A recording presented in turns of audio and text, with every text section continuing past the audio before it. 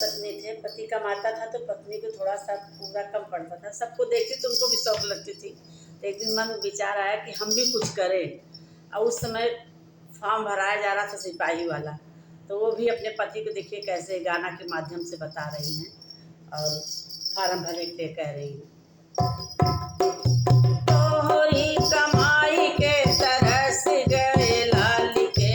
तोहरी कमाई में तरस गए लाली के, सोना हो बलमुआ फार्म भरब सिपाही के, सोना हो बलमुआ फार्म भरब सिपाही के, तोहरी कमाई में तरस गए लाली के, तोहरी कमाई में तरस गए लाली के, सोना हो बलमुआ फार्म भरब सिपाही के, सोना हो बलमुआ फार्म भरब सिपाही के, सोना हो बलमुआ फार्म भरब सिपाही के, सबके बलमुआ लहनाले आवई, सबके बलमुआ लहना लिया आवई, लालिया पिया चोलिया लिया वही, सबके बलमुआ लहना लिया वही, लहना लिया पिया चोलिया लिया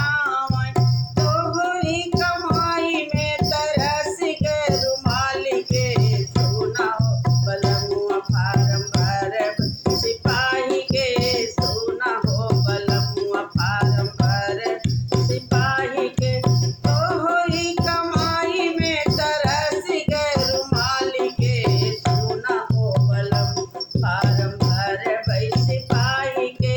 सोना हो बलमुआ फार्म भरब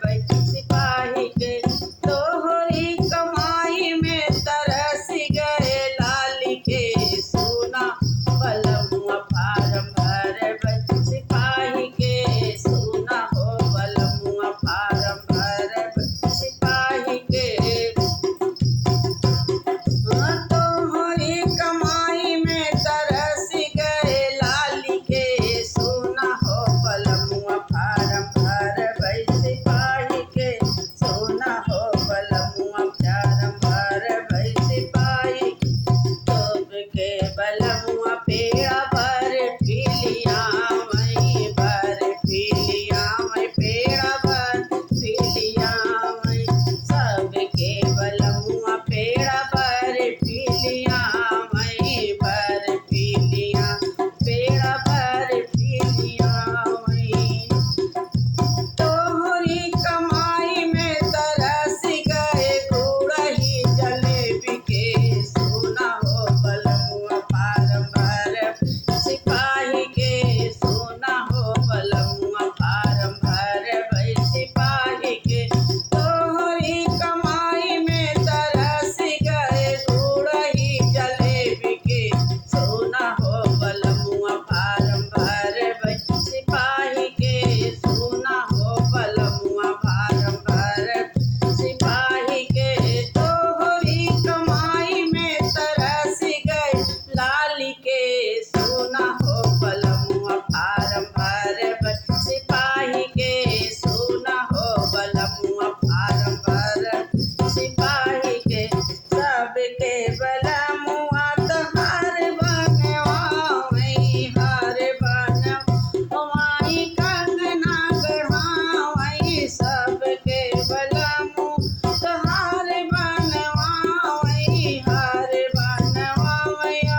कंगना गढ़वाई, तोहरी कमाई में तरस गए किली के, सोना हो बलमुआ फार्म भरब सिपाही के, सोना हो बलमुआ फार्म भरब सिपाही के,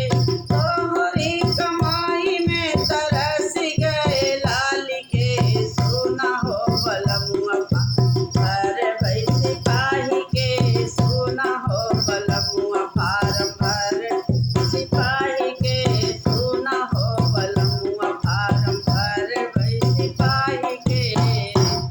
गाना अच्छा लगे तो लाइक और आप लोग जरूर करिएगा। सबको शाम को राधे राधे।